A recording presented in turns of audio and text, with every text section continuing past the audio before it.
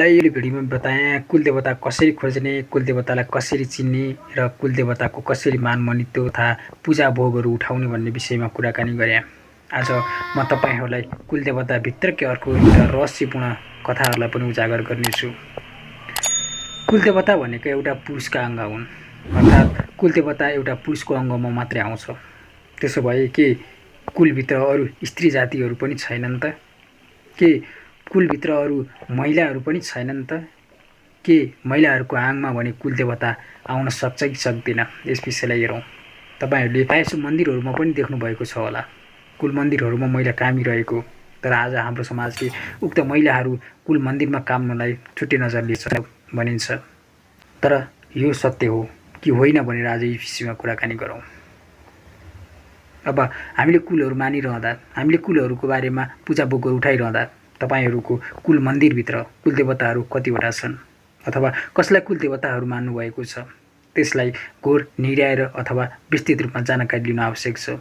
किनभने कुल मन्दिरभित्र कुलहरू मानिरहँदा कुल देवता मात्रै हुँदैनन्, कुलदेवी पनि हुन्छन्। यदि तपाईहरूले मानेको कुलमा कुलदेवी छन् भने उक्त कुलदेवी एउटी महिलाको आङमा प्रवेश गर्दछिन्। किनभने यो आदिशक्ति भगवतीको स्वरूप हो, यो महिलाको आङमा मात्रै आउने गर्दछ। यदि उक्त कुलदेवी तपाईको मन्दिर अथवा कुल परिवारले मानेको छ भने एउटा महिलाको आङमा चढेर उक्त कुलदेवी एउटा महिलाको आङमा चढेर कुल मन्दिरमा काम्ने गर्दछिन्। देवमा कुलदेवी हो या होइन भनेर चाहिँ छुट्याउन आवश्यकता छ। किनभने यो अधिकार कुल आएका व्यक्तिहरूलाई मात्रै हुनेछ। कुनै पनि देवी देवता चढेका व्यक्तिहरूले उक्त अधिकारहरू त पाउनेछन्, तर उनीहरूले छुट्याउन भने सक्ने छैनन्। किनभने यो देवीको अङ्ग होइन, यो भनेको कुलको वंशको रक्षाको निम्ति खडा गराइएको एउटा शक्ति हो कुलदेवी भने। अब यदि कुलदेवी छन् भने उक्त कुलदेवी एउटा महिलाको आङमा प्रवेश गर्दछिन्। उक्त आङमा कुलदेवी चढेको महिला भने मन्दिरमा काम्ने गर्दछिन्। तपाईहरूले कतिपय कुल देवताहरूको पूजाहरूमा महिलाहरू पनि कामिरहेको देख्नुभएको छ होला। अब आश्चर्य मान्नु पर्दैन। यदि कुलले कुलदेवीको रूपमा स्थापित गराएको छ भने अब कुलदेवी चाहिँ एउटा महिलाको आङमा प्रवेश गरेर काम्ने गर्दछिन्। अब यसलाई कसरी छुट्याउने त? यो पनि सत्य छ। यदि कुलदेवी छन् भने एउटा महिलाले चम्म र घण्ट पनि समाउने गर्छिन्। अब कुलको साथमा रहेर कुलदेवीले पनि आफ्नो वंशको रक्षा र सन्तान प्राप्तिको लागि विशेष भूमिका खेलेकी हुन्छन्। किनभने कुलदेवी पनि त एउटा परिवारको अंशको निम्ति अथवा परिवारको रक्षाको निम्ति सँगै बढेर अथवा खेलेर हिँड्ने कुलदेवतासँग मिलेर रहने देवी हुन्। अब तपाईहरूले तपाईँको मन्दिरमा कुलदेवी छ कि छैन भन्ने कुराहरू स्पष्ट रूपमा बुझ्न आवश्यकता छ। नामबाट अथवा चाहिँ कुनै व्यक्तिले भनेर कुलदेवी छन् या छैनन् यस विषयमा निर्कुल गर्न भने अलि गाह्रै पर्छ। यदि तपाईँको मन्दिरमा अथवा तपाईँको कुलमा वायु अथवा कुल देवता बहकेका धामीहरू छन् भने उहाँलाई पनि यसको बारेमा जानकारी लिनु अथवा उनीहरूलाई सोध्नु अझ बेटर अथवा बेस्ट हुन सक्छ। किनभने कुल देवता यस्ता देवता हुन् जसले कुनै पनि आघात अथवा कुनै पनि नकारात्मक इनर्जीहरूलाई यिनीहरूले लिन सक्दैनन्। यो सुनमा खिया नलागेको जस्तै हो। यिनीहरू भूतप्रेत पिशाच मसान लगायत अन्य देवी देवताहरूसँग खेल्ने भने गर्दैनन्। किनभने यो तटस्थ हुन्छ, यो न्युट्रलमा बसेको हुन्छ। यसलाई कुनै पनि शक्तिहरूले खिच्न अथवा कुनै पनि शक्तिहरूमा मिसावट हुन भन्ने सक्दैनन्। किनभने यो वंशको रक्षाको निम्ति खडा गराइएको हिजोका दिनमा बाजे बजैहरूले खडा गराएर गएका एक अदृश्य शक्ति हो, जसलाई कुनै पनि देवी देवताहरूसँग पनि जोडेर हेर्न सकिँदैन।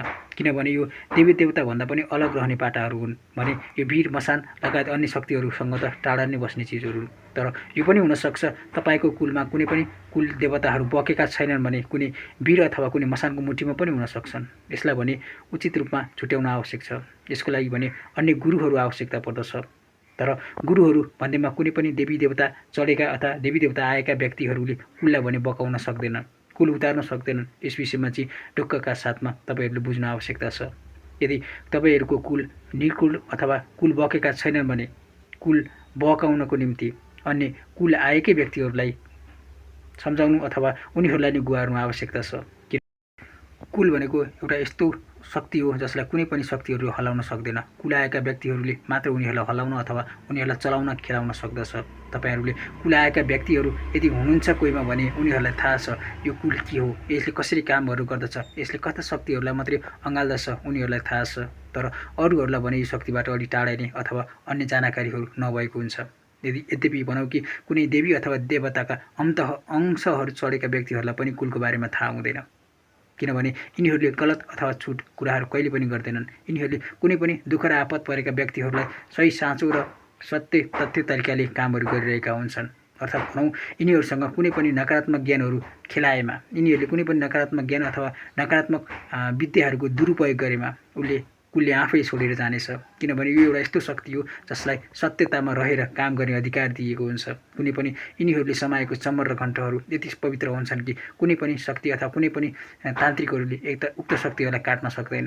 यिनीहरूको सत्यतालाई कुनै पनि शक्तिहरूले डगाउन सक्दैन, किनभने यिनीहरू यति शक्तिशाली भएर बसेका हुन्छन् कि यिनीहरूले आफ्ना भाइ बन्धु अथवा वंशहरूमा यति शक्तिशाली कामहरू गरिरहेका हुन्छन् जो कोहीलाई पनि थाहा छैन। तर यो सत्य हो। तर हरेक दुःख र आपत्तिहरूबाट तह लगाउने अथवा छुटकारा लगाउने शक्ति भनेको कुलदेवताको शक्ति हो अथवा कुलदेवीको शक्ति हो अथवा वायुका शक्तिहरू यसको सँगै जोडिएको हुन्छ। क्षेत्रपालको शक्ति पनि यतिकै शक्तिशाली हुन्छ। यिनीहरू एक आपसमा रहेर कामहरू गरिरहेका हुन्छन्। तर हामीलाई भने केही शक्तिहरूको बारेमा मात्र आवाज छ। अब यस शक्तिहरूको बारेमा म तपाईँहरूलाई विस्तृत रूपमा केही जानकारीहरू दिँदै जानेछु। यसको लागि तपाईँले के कुराको बुझ्न आवश्यकता छ अथवा के कुराको बारेमा ज्ञान तथा के कुराको बारेमा भिडियो बनाउन आवश्यकता छ, हजुरले कमेन्ट बक्समा अवश्य लेख्नुहोला। मैले आफूले जानेको र आफूले बुझेको कुराहरूको मात्र जानकारी दिनेछु। भिडियोमा वायु के हो, वायु कसरी उत्पन्न हुन्छ र वायुलाई कसरी उतार्न सकिन्छ भन्ने विषयमा म अर्को भिडियो बनाउनेछु। च्यानलमा नयाँ हुनुहुन्छ भने च्यानललाई सब्सक्राइब गरिदिनु होला।